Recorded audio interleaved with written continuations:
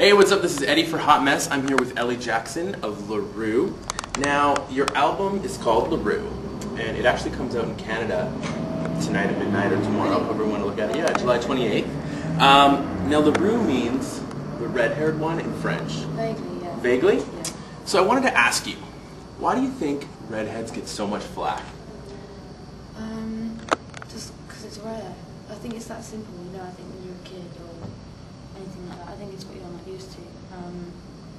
And I'm not comparing it to racism in any way. Yeah. But I think that's the kind of, it's when people aren't used to it, you know. It's when, like most people that are racist it's just because it's what they're not really brought up with. Those people are, you know, they've sort of been told it's what, you know, by their parents or by someone else that it's, you know, not right, or whatever racist people think.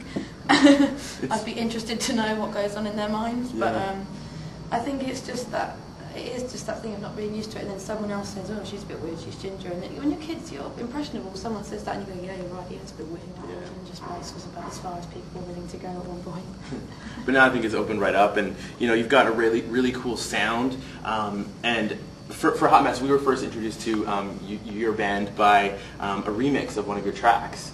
And I wanted to ask you how you felt about that. Like, you know, there's a lot of different remixes of your different songs out there. It was Bulletproof. I don't know who did it because... Oh, was it an American remix?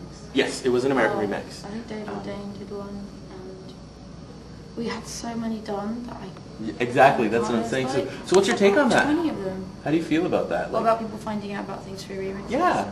I think it's great. Yeah. I think it's not a bad thing at all. There's been loads of tracks I've found out about through remixes. You hear them in clubs, or you go back to a house party and someone plays the remix of a track because the original's not fast enough or whatever. And then you go, oh, who's this by? I think actually that Feist, the original of that Feist track, I heard after I heard the Boys Noise remix. Yeah. And a few other things.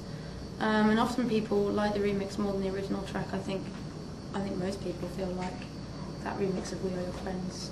Most people prefer the remix. I don't think it's necessarily a bad thing. You know, I don't necessarily like the type of music that the original of that song, for instance, is. But it means I can still get enjoyment out of that song, which is surely only a good thing. More people can appreciate it. I think especially with things like the Scream remix that we have in the UK, you know, people that would never otherwise have probably even heard my music, or would have heard it but would have kind of just ignored it because it wouldn't have been marketed at them or pushed at them necessarily, that people in dubstep. Yeah. It meant that I've had people come up to me and go, oh, I never heard your tunes, and then I heard this remix when I was out at a dubstep night and I went and downloaded the original, and so that can never be a bad thing. That's exactly how we had a dubstep mix, and that's exactly how we sort of heard about you. Now I want to talk to you a little bit about doing your shows in the UK and all over Europe. You've been performing like Glastonbury, like big, huge festivals, and now you've come to North America and you're sort of breaking out here with the album release, and you're doing smaller shows again. How does that affect you? And like, you know, because performing to a big festival crowd is definitely different than a smaller club show. And the atmosphere is totally different. So how are you preparing for that, or like what sort of differences do you bring to a show in that smaller range? It's hard actually. It's a good question. I think it literally does depend on just how small the venue is. Right. I played a venue in San Francisco, which was actually smaller, just a few days ago, which was actually smaller than the venue we played there 2 months ago. I played Pop Scene before, somewhere, and this time we played Cafe du Nord. And it was weird, you know. I think the last gig I did before that was Melt Festival in Germany, which wasn't like a massive stage, but it was a good like 4,000 people, I reckon. That's a lot. You know, like about 3,000 people, something like that. And to go from that and doing things like the Roundhouse and the Forum and Glastonbury, those are like the last few gigs we've done. Yeah. Like Glastonbury was 10,000 people, and then 300 people, 200 people. And literally that close to your face, and the ceiling's like really low, and you can see everyone's face, and there's no space to dance, and my keyboard players are like here, and I'm so used now because there's so few of us on stage. All I've been kind of trying to do at live gigs, my main aim has been just constantly improving my vocal and working out how to dance and sing at the same time without it affecting my vocal. That's been one thing, and how to fill up the stage. Right. So I've sort of like, my dancing's got bigger and much more expressive, and I was Now you're like, to the point where I was jumping off of podiums, and now it's like I can't move. I can't move, so I had to sort of like do the whole set without kind of moving, which obviously gives the set a whole different energy. Yeah. And I don't think certain songs work better in smaller places. I think like As If by Magic works really well in a smaller place, and songs like Armour Love. It gives you that opportunity to sort of connect a little bit more. Yeah, totally. And there's certain songs that just don't work as well. Like, I'm Not Your Toy. I cannot. I need to dance to that. I need to, and I can't move, and I don't know. It's kind of weird. It's not worse or better. It's just totally different, and it's getting used to it. But I think perfect kind of small size venues. We did the Troubadour in LA, the last gig we did before. And did it well. I loved it. It was brilliant. I couldn't believe we had like such a great crowd, and I think like people were saying for LA as well, sort of quite unusual for people to sort of move that much. Well, that's They're cool. usually quite sort of. Vancouver's kind of a similar crowd, but I think you'll get us moving tonight. I want to talk about your style, because I think you have some great style, and I wish I had some awesome style like yourself, but I just don't find the time. Like honestly, I'm like, where? You do actually need time.